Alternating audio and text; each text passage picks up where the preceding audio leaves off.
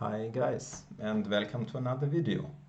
In this video I want to show you one of my older games, and I want to talk about the topic of eliminating counterplay, realizing opponents' threats early.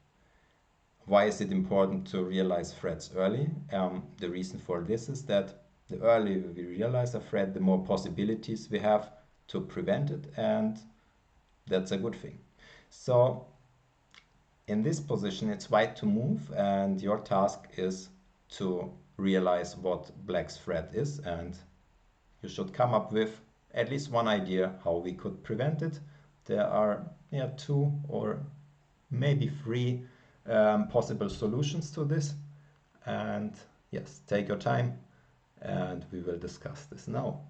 So first, realizing the threat. The threat by black is checkmating by eliminating this crucial defender of the g2 pawn and then taking here with the queen, which would be mate. And we cannot really avoid this by running away, because again he would take, even though it's not with a check, it's taking 3 of our points, and if we recapture it's still mate, and we need to capture because otherwise we're running out of material and it's still a threat. So we should come up with something else. We cannot attack on our own because our queen is just alone and there is no attack happening. So we need to think about, can we defend this pawn? And even if this might look a bit impossible at first sight, there is a square where we could defend it, which is c6.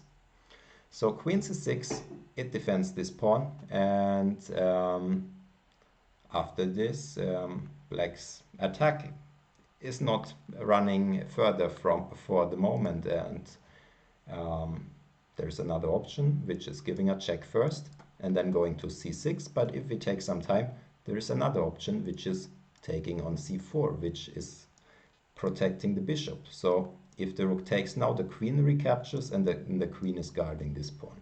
So according to the computer, all of those ideas are winning, and we will focus on what happened in the game. I decided to take on c4. I found probably that it's safer, because after queen c6 you still need to consider some lines like this, and now probably, yeah, it's already the question how to recapture. Probably not with the king, because then there is queen d3 check, picking up the bishop, and that's already something to avoid. So if we take with the rook instead, then there might be rook takes g2, and this might look a bit scary, but I think white might still be winning here, because black is not in time to take the bishop, because this would blunder the queen, and if he trades the queens first, then our pawn is just too far advanced and he cannot stop it. So this is a win, but this you need to really calculate very carefully.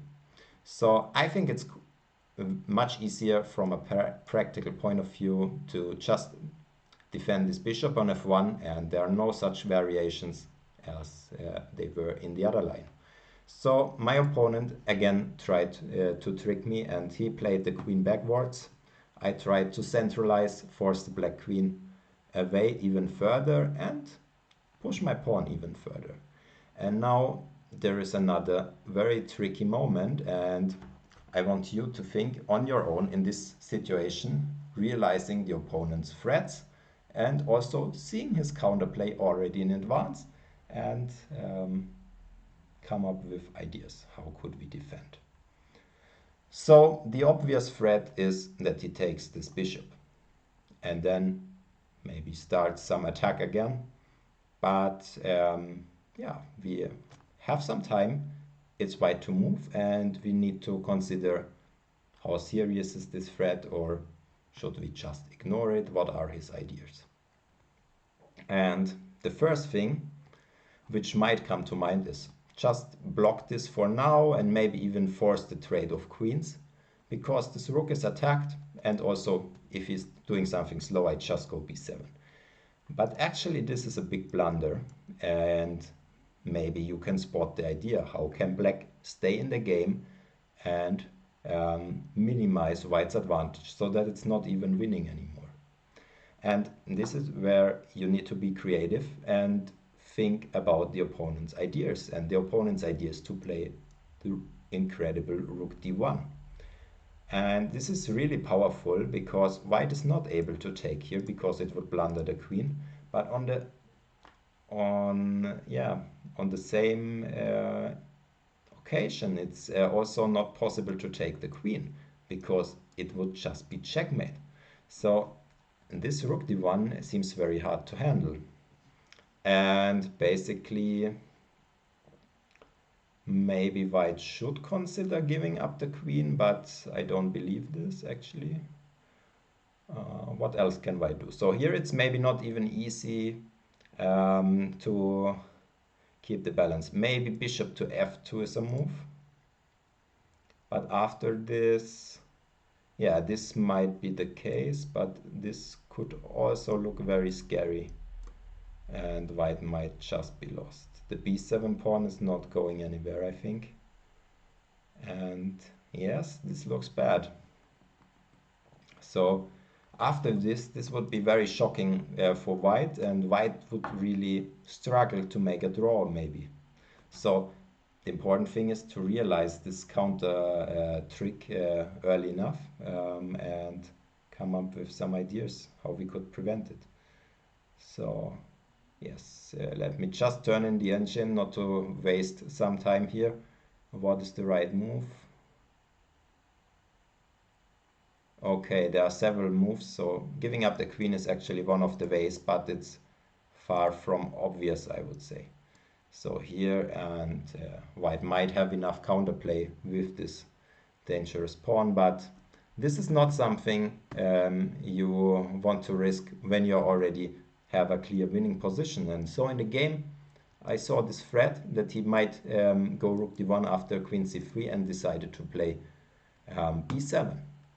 Because I realized here there is no real threat. This g2 point is very well defended, and my king can always hide on h1, and there is just no real mating threat. And I will get my second queen, which will then come to the defense, and my opponent gave some checks, rook to f2, but I just dropped the queen back and he resigned, because now I also threaten to just trade my queen for a rook, and then there is no counterplay while I'm still a bishop up. So it's very important to realize the counterplay and to evaluate properly how difficult something is. So the crucial moment here is, of course, we see this bishop is hanging, but we evaluate this is not dangerous and we can go for it anyway. We can play queen b8, but in the other line we saw the counterplay with rook c1, which looks really threatening, and it's not so easy to come up with a solution here. So I hope this was instructive, and the main message I want to give to you with this video is always look for counterplay and make sure you get all the opponent's ideas, because if you don't, this will really be shocking. This will feel very bad if you're missing just his idea and then it's already too late. So I hope you enjoyed the video. If so, don't forget to like and subscribe, and hope to see you next time. Goodbye.